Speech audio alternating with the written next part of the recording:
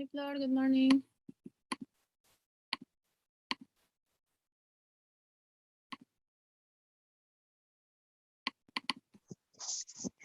Hello, teacher. I'm sorry, I had problem with my internet. Oh, no problem. Don't worry, Flor. Okay. Let me share my screen. So today we're going to see some tips and improvement, so you can write better. Okay. So, do you have any questions before we start?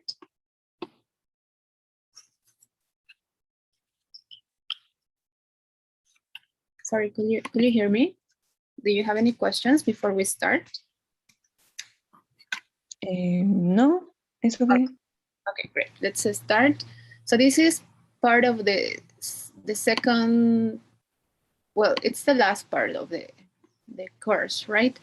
So, like I mentioned before, I'm going to be helping you while you're writing. So today I'm going to explain this, and then you can start maybe writing. I'm going to give you some tips. I'm going to guide you. And tomorrow we're going to, well, Friday, we're going to review your writing. We're going to try to correct some things and then also give you some other tips. All right, so let's start with this first part. These are called tips and improvements, like I already mentioned. So the first tip is that you should try to be clear and concise while you're writing. Okay, sometimes when we write, we say too many things when we could have said the same thing maybe in 10 words, but we use 20 instead of that. So we have to try to keep it simple. Okay, so could you help me reading the first paragraph, please, so you can understand a little bit better? Thank you. Be direct in your writing. Good writing is clear and concise. Lose filler words like unnecessary adverbs and prepositional phrase. Simply take up space and wait and a sentence down. Say exactly what you mean in the most direct way. Excellent. Yes, thank you very much. So take up, no, it's saying that these adverbs, prepositional phrases sometimes take up too much space. So it's putting more length that is necessary.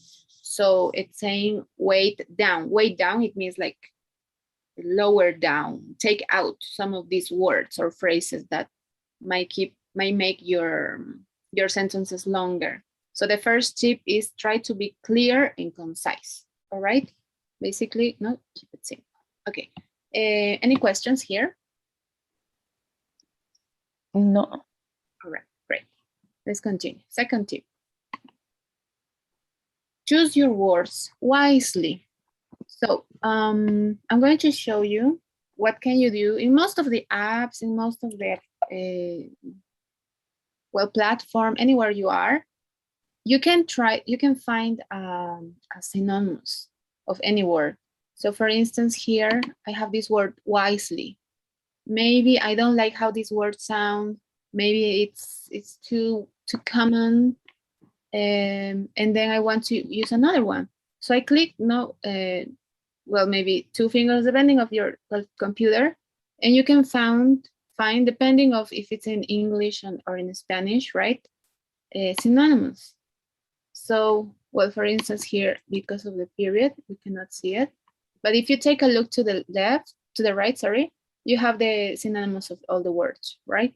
Intelligently, cleverly, sensibly, and then knowingly. No, we have many words that probably are not very common for us to use.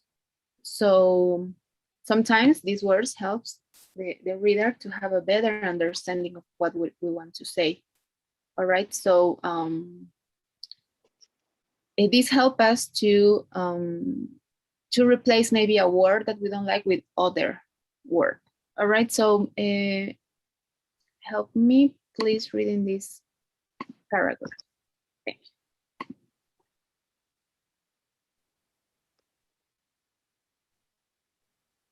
Let's read please number 2. Sorry, I cannot. Okay. Choose your words wisely. There are many ways to write a sentence, and there are different words you can choose to convey the same idea. Always choose the simpler of two words. Use a t-shirt if you need a little help finding a replacement or an easier way to say something. Right. Yes, thank you very much.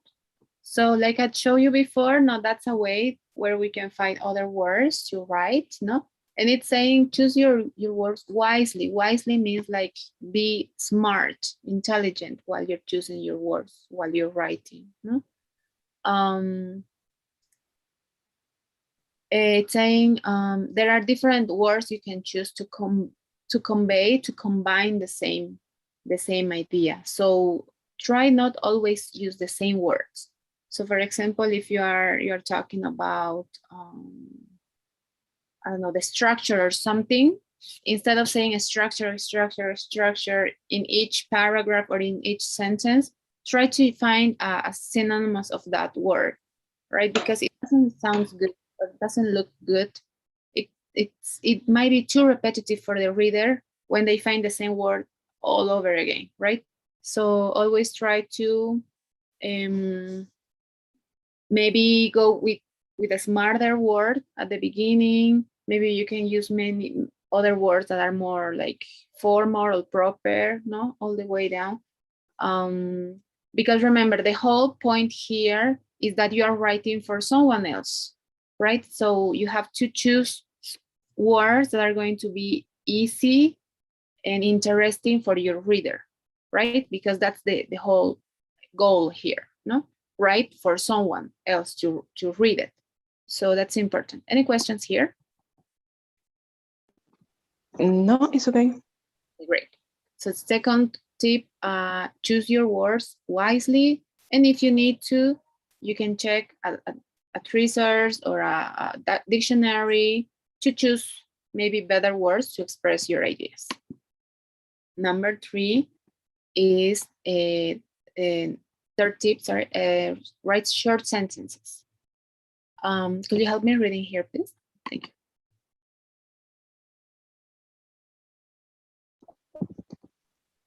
Short sentences are more powerful than long sentences.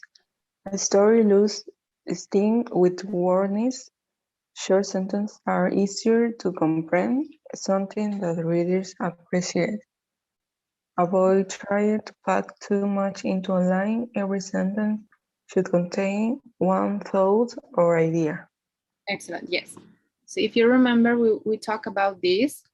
It really depends, not this on the type of writing you are doing. So for instance, we've seen, let me go back and show you.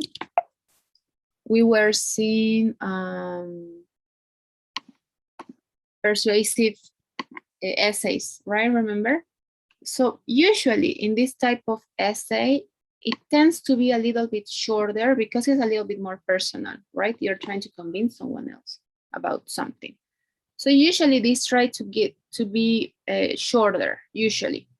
However, sorry, what is it? Well, this is related with the next tip.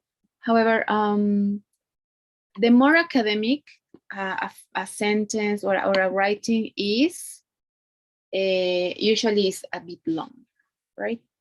If it's more personal, it tends to get shorter. So remember again, you're writing for someone else to read, to entertainment, to learn something, or maybe many reasons to read. So this is very important. Every sentence should contain one thought or idea. This is important in any writing style, because when you have too much information in one sentence, it tends to get a little bit too much for the reader, and they can lose what's the word, interest in writing, whatever you're exposing. So we can write, however, a two-part sentence. Remember, for instance, what's the word? When we have if questions, I just forgot, sorry. But for example, if this is happening, something else is going to happen, right? It's like a composed sentences, right? We have two ideas in one sentence. That's good. We can do that, obviously. However, we shouldn't do this too much, because it's a little bit, it's not always easier for the reader to understand. So maybe if we want to use some of these sentences, like two ideas sentence, we should be very, we shouldn't use it too much. That's what I mean. And obviously short sentences are easier to comprehend, right? So this is very important for your reader to continue, or to continuing wanting to read your essay or anything you're writing. All right. So any questions here? No, it's okay. All right, great. Okay, number 4. This is coming from the, well, it's connected with this previous tip. Now, obviously you have short sentences, therefore you're going to have short paragraphs, right? Why? Because they're easier to digest for your reader. When you have too much information there, it gets too much for the reader and they get tired. And one thing that I mentioned, that was mentioning before, in academic writing often consists of later paragraphs, as they need more information to support each time. So the more academic a writing is, it's going to be a little bit lighter because they need more information, right? In less informal writing, there are shorter paragraphs because you don't need these ideas to support what you are exposing or presenting. So that's mostly the difference between the different type of academic writing. So if it's less formal, if it's informal, it's shorter, right? If it's more academic, it should be longer. So basically that's it. Maybe we can read both paragraphs so we can have a better idea of this tip, please. Okay. Write short paragraphs. Keep your paragraph short and manageable. Short, manageable, yes.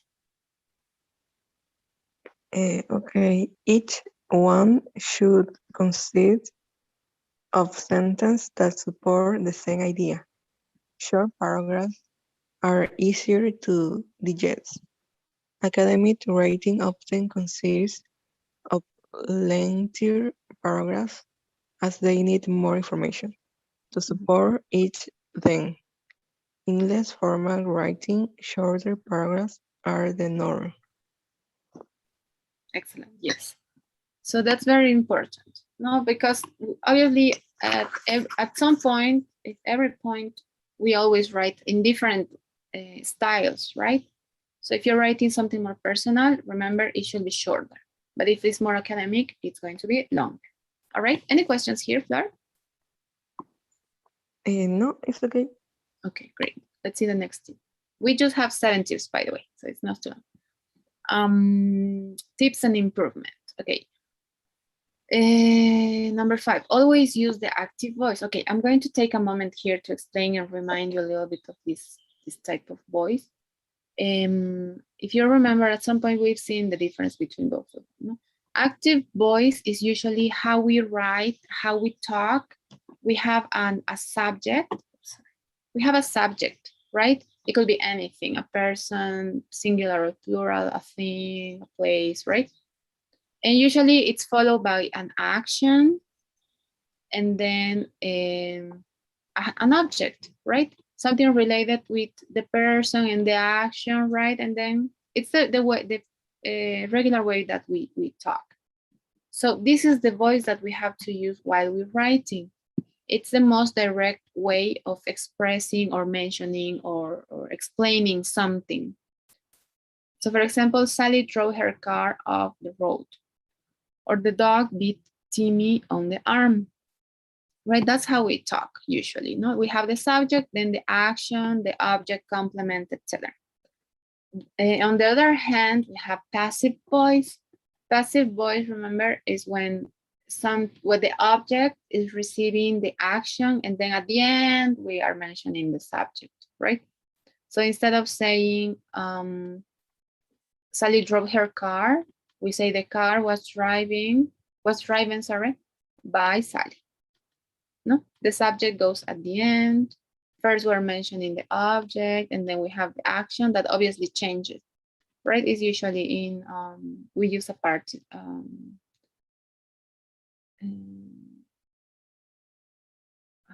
it's past participle. Yes, we're using the verb participle.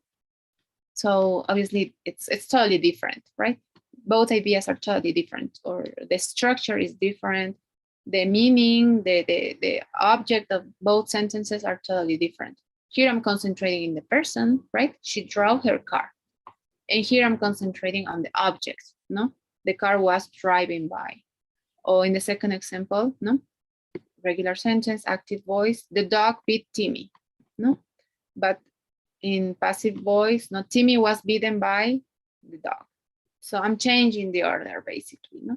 This obviously has a special use when I want to concentrate on the object and their action and not in the subject who is doing it, no? But remember that we always use this active voice in academic writing, and we don't use passive voice. No? In just some situations, we might need to use it, no, but it's better if we use active voice because this tends to get longer.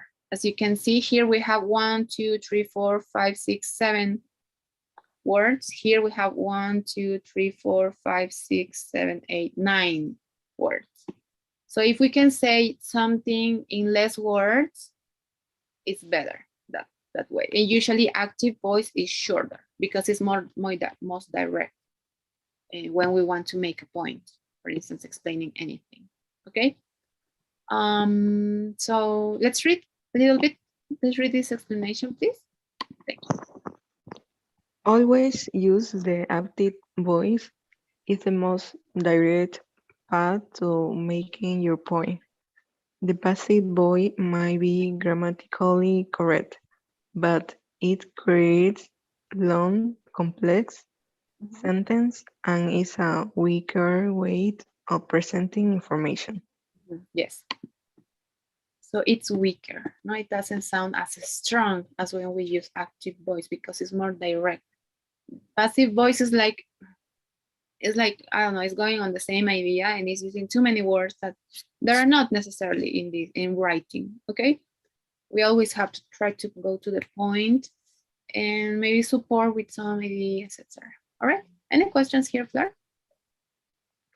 No, it's okay. Okay, great. Remember, always use to active. All right, let's continue. We're almost over. Okay. Review and edit your work. We already did this a little bit. I show you some how sometimes we can review information. No, remember in your first paragraph, I think I told you these things I correct, not take a look. We can use this word instead of this other one, punctuation rules, etc. So it's important. This is very important. However, this is something that we do back and forward while we are writing. So we can do it many times. Maybe sometimes we can review it by paragraphs while we're writing, or maybe we can just write, you know, and then at the end we go back and then we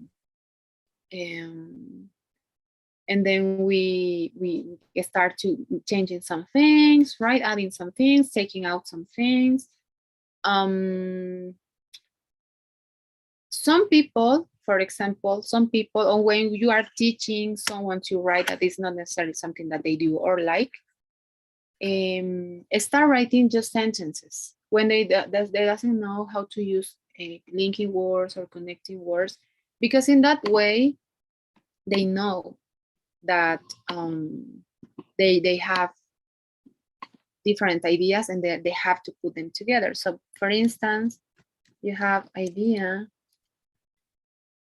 or sentence, let's write sentence. Sentence number 1, no? And then this is this, the idea here is that it's one idea, right?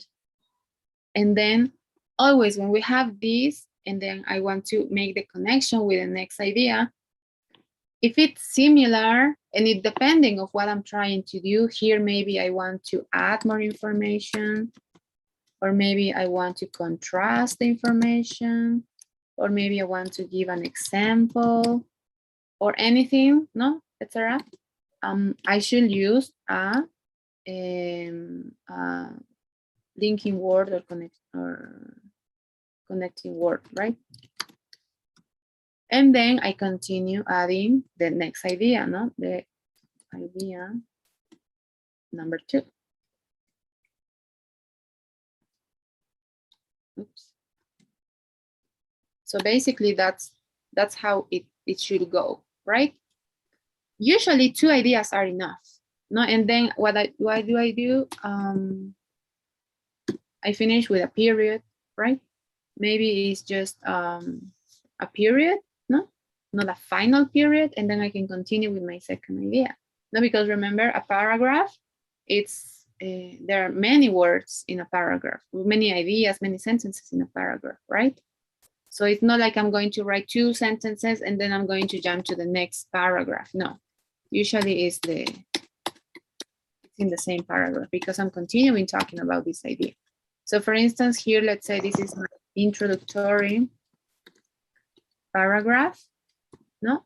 I'm going to start with an idea. If I want to add an idea to this, no, I can go linking word, and then I continue with my second idea, and then I can continue, no? Remember, this is always about the whole paragraph should have one topic, subtopic, idea, or it should have a goal, right? So I'm going to continue mentioning some things about the same thing. So maybe I can go my idea number 2. And sorry, 3, no? And then again, I can add maybe another more information depending, no? Then I can go with another linking word. And I can put my final idea. And sometimes when I'm going to close my idea, now this is not always like that, no? But maybe I might want to like support this with some information from other place, maybe my idea number 5. That's all, no? So the whole point of a paragraph is that, no, to have the same topic, no, in the whole paragraph, and start to adding ideas and connect these ideas with or sentences, right, with linking words, and then I separate this with some punctuation rules, such a period, no, a comma, semicolon, etc. Colon, sorry, semicolon. And then I finish with my last paper, no? And then I can jump to my second paragraph, no? Maybe paragraph number 2, no? And then I can. So well, I write, for instance, no, I write like freestyle, and then I see that maybe I identify one idea, and then I see that there is nothing that is connecting this idea with my second idea. I should add a linking word, right? Or maybe I forgot to put some punctuation rules, I fix them. Or maybe I forgot to put some uppercase words or something, right? I can review this over and over and over again. There are different ways to correct your ideas or to improve or review your work. No, there is not a correct one, no? It depends on your style, no? If you are comfortable with maybe writing a paragraph and then reviewing your paragraph at that point, and then continue with the next one, that's fine. If you want to write your whole essay and maybe then go back and review what each paragraph, that's also good, no? The whole point here is try to always think about your reader, no? Because the whole point here is that they understand your ideas good in a clear way. it's not too long. Obviously, that it shouldn't be too short either. And basically that's all. No, that's how usually we should review. So any questions here, Fleur? No, teacher. All right, great. Oh, and sometimes even the tense, no, or maybe we have grammatically mistakes, not related with grammar, or maybe the tense. That's important to know. The tense should always be the same. Maybe we can support with ideas, maybe for the future or the past, or maybe if we're writing in the past, we just stay in the past, no? But the tense in your writing should remain the same overall, right? If you're talking in present, well, overall, everything should be in present. Obviously, if you want to talk in the past or future or perfect, you can use it every now and then, right? But overall, the tense, it's the same. No, the tense that you choose to write, it should always be the same. So let's see the last and final. Let me check what's the last and final tip. Okay, maybe you can help me with this one. Use a natural conversational tone. Your writing style relies on your own unique voice. Communicate in your comfort zone. In other words, write like you converse. Share ideas with your original thoughts and voice, and do your best to avoid cliches. Your writing style should reflect your personality. Yes, exactly. So usually when people start to write, now they write constantly. And at some point you're going to get your own personal writing style. And obviously that's related with your personality too, because maybe if you're someone that likes to talk a lot, probably you're going to show that in your writing. No, you're going to want to put many ideas there. And that could be something. Sometimes it could be good, it could be bad. No, but you learn at some point while you keep writing and you review your ideas, depending of what style you are writing, right? If it's maybe a bit more informal, or maybe it's a little bit more academic. You should always try to stay in that style, right? At some point you learn to have your own style, and that's good because that helps you to express something in your own personal way. But remember, if it's obviously a very academic writing, for instance, like a proper academic essay, maybe for university or something like that, it has to be a bit more academic, obviously. No, the writing, the words that you're going to choose have to be more academic, more technical. But overall, your personal tone usually stays there, right? Because everyone have different ways to express their ideas, opinions, or to explain things. So you should try to keep that, no? Don't change that. That's what I mean. But obviously we have to adjust that depending of our what they're asking us to write. No, if they're asking us to write about our opinions, obviously we can be more free about this. No, but maybe if it's a little bit more academic, obviously we should try to adapt our style using maybe more technical words, long words, difficult words. All right. Any questions here, Fleur? No. Okay, great. So that was the final tip. So now comes the explanation for your final essay. So here, Flor, what I'm going to ask you is take three things, three criteria to write your essay. All right, so maybe today we can start a little bit. Remember, I told you if you could look or read a little bit and choose your writing, your topic at least. Okay. So obviously we're going to keep the structure. Let me explain a little bit this. The structure is going to be the one that we were learning in these last classes, no? You must have an introductory paragraph. You should have 3 body paragraphs, and then 1 final paragraph, a conclusion paragraph, right? So in total, you should have, you should have 5 paragraphs in your final essay, all right? Introduction, body, and conclusion, all right? So that's the first point. That's very important. So obviously you have to choose, you have to review and take into consideration the spelling.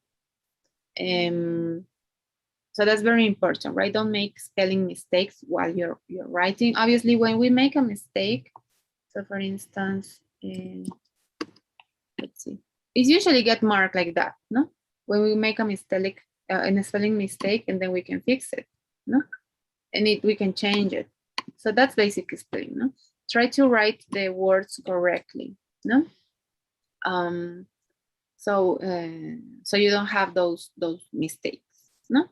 Usually that we can correct that at the end, and usually any platform that we're using help us to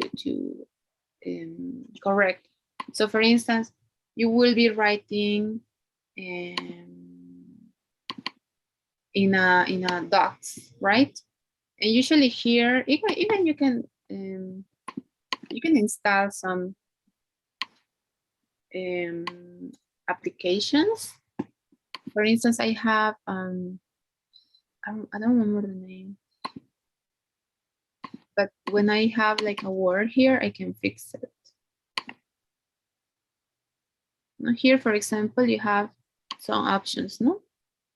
To maybe correct. What is the name? What is this? Yes, Grammarly, I think. For me, at least, is very helpful. Now, if you can use something like that, Grammarly or any other, maybe supporting program that helps you to review maybe some mistakes, that's good, no? So for instance, here we can see some mistakes. Can you see? Every day. I think that's part of the whole program here. I think that's part of docs. No, it's the me program. No, it's from Grammarly. So I can go and click, no? We don't always know these mistakes, but these type of apps help us, no? And we also learn there, no? I can go and fix it there. And it's very easy to install it. You can review a little bit. And it also has an application, no? But that type of things help us not to review this spelling that I'm talking about, no? Por ejemplo, esas 2 palabras, 3 palabras que he revisado, ¿no? Every day, es junto, ese es un error de spelling, por ejemplo, ¿no? Que está mal escrito. Entonces, es importante. It's important that you review. You can get help from any of these apps, no? You can review each of the words, no? But usually these apps are faster, no? To review spelling. The second criteria that you should take into consideration are punctuation rules.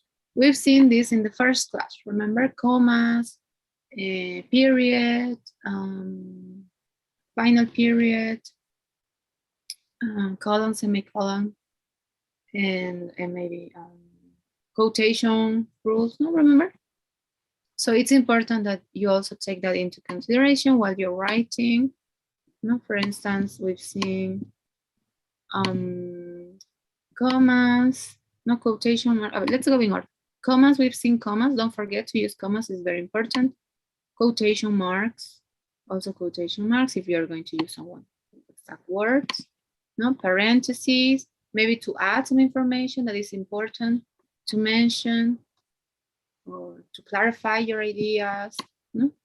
Apostrophes. Yes and no, because I think I forgot to mention this, and let me go back. But usually we don't use, okay, I'm going to explain this in a moment, but we don't use contractions in writing. Okay, we never use contractions. But let me go back. Colon, semicolon, no? If we are going to maybe express something, no? or maybe you're going to make a difference between two completely different things. Maybe if you're explaining some examples. And dash, sometimes dash, no? If you want to put some important idea, should go at the end with a dash, right? So one thing that I'm so sorry, I forgot to mention. I'm going to put it right here. So sorry. We never use contractions in. So what are contractions? For example, she is should be the correct way to write. No, we shouldn't go she's. This is incorrect. We shouldn't use this in writing. No? The correct way should be she is. Okay, so sorry, I forgot this. So we never use contractions in writing. All right, I'm so sorry, I forgot to mention it. So for instance, it's part of both, obviously, spelling and punctuation. So remember, we do not use contractions in writing. And finally, number of words. I'm not sure really how long should we do it. Maybe 250 words, maybe 200, 250. Let's see how you do it tomorrow between these two, okay? Minimum, no? Okay, minimum of 200 to 250 words. It could be more, right? But at least it should be this. Okay.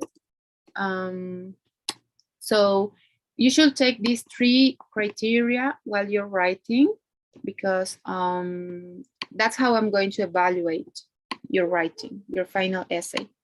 All right. So spelling, punctuation rules, and number of words. Obviously, tomorrow you're going to work with me. I don't think we have enough time now. We have 4 minutes left. But tomorrow I'm going to guide you a little bit how to write. Maybe you can choose at least your topic, no? Let's do something. Maybe for tomorrow. Sorry, you can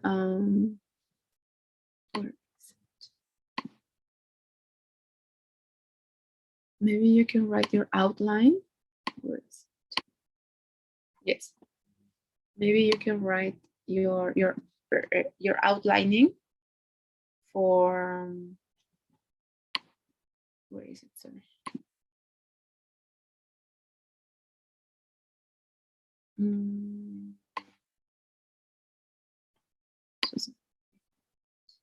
Creo que era este, ¿no?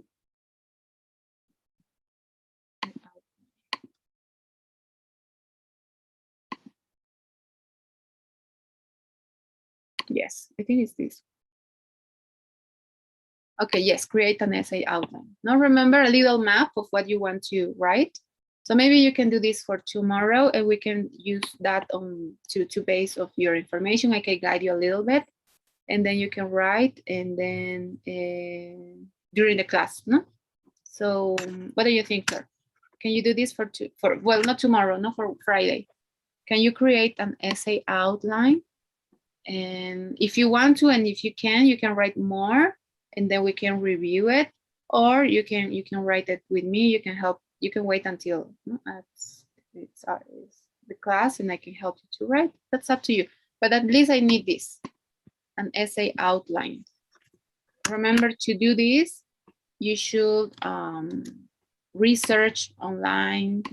You have to read. You have to investigate a little bit, right? So what do you think, Flor? That sounds good? Yes, it's okay. Okay. But sorry, maybe, bueno, te lo digo en español. Del trabajo me avisaron ayer que el viernes tengo que viajar. Así que Va a ser complicado que el viernes me conecte porque voy a estar sin señal. Y no sé si el examen puede ser mañana. Podría ser, le voy a decir a la coordinadora. En sí, el examen yo lo voy a evaluar después, pero o sea, es que te voy a explicar un poquito. Generalmente este curso se hace lunes, miércoles y viernes, tienen como hora y media y se hace con calma, ¿no es cierto? Este, en cambio, como es un poco más intensivo, obviamente no nos da tanto tiempo para practicar, por eso yo quiero guiarte, digamos, y que lo trabajes y luego yo, ¿no? Ya cuando esté libre, digamos, voy a revisar sobre estos 3 puntos, ¿no? Y acordarte, esto es un puntaje igual fuerte, ¿no es cierto?, en tu nota. Entonces, obviamente me quiero asegurar de que se haya entendido y que pongamos en práctica todo lo que se ha aprendido y guiarte y no dejarte, ¿no? Sola, digamos. O decirte, hazlo y yo lo reviso. No, pues, ¿no es cierto? Me gustaría guiarte un poco. Entonces, sí podría ser mañana, lo vemos esto y ya yo después, ¿no? Y ya hago la nota y demás, pero no hay problema. Ujú. Entonces, para mañana tendrías que tener este outline, ¿no? Ok. Y bueno, una cosa más. Yo voy a hablar con... ¿Cómo se llama la coordinadora? Ruth. Con Ruth, porque por ese motivo del viaje, como voy a estar sin señal y va a ser complicado que me conecte, sería trazar las siguientes clases hasta, hasta, ahorita estamos en octubre. Bueno, la verdad que no tengo fecha para volver. Ya. No hay problema, porque en sí, justo me estaba diciendo eso, que iba a ver, así que no pasa nada. Ella va a entender y no, háblale pero con anticipación, porque creo que hacen como planificaciones y así, digamos, los pueda poner en el calendario y no hay problema. Ya, Ya. entonces, para terminar, así, sé que no se ve muy bien, pero obviamente acordate, nosotros estamos trabajando persuasive, ¿no? Writing, ¿no? Entonces, la idea, como ves, esos son otros tipos de writing, pero el outline se refiere a eso, ¿no? Tienes así como una idea general y luego puedes agregar así simple ideas that are going to explain your paragraph, ¿no? That's an outline, basically like un esquema, ¿no? Something very summarized of what you're going to write. Entonces, es como tu plan de lo que vas a poner en práctica al momento de escribir, digamos, y basándote en todas estas estructuras y reglas que hemos hablado. Aparte de los tips, ¿no es cierto? Entonces, velo así, más o menos es así, debería ser así como idea, different ideas, express very simple ideas of what you're going to write about. And the logic is that don't mix the ideas in each paragraph. Each paragraph should have their goal, right? If it's introductory, concentrate in introduction. If you're going to talk about yoga, you're going to talk about how long should you practice yoga? Maybe that can be your first paragraph. No? Second paragraph, how often should practice yoga? Maybe no. The whole paragraph should be just about that. And the third paragraph, maybe why yoga is the best exercise. No, third paragraph just about that. No, entonces don't mix the ideas. So we're going to review that anyways tomorrow. So that's all. So any questions? I don't want to take you too much. No, teacher, is clear. All right, great. So let me run today's pause. Entonces quedamos en eso, Flor. Ahorita le voy a decir a la coordinadora y no te olvides, esto es bien importante, por favor, para el break. Okay, thank you very much, Flor. Have a great day and I'll see you tomorrow in classes. Okay, see you. Bye. Bye-bye.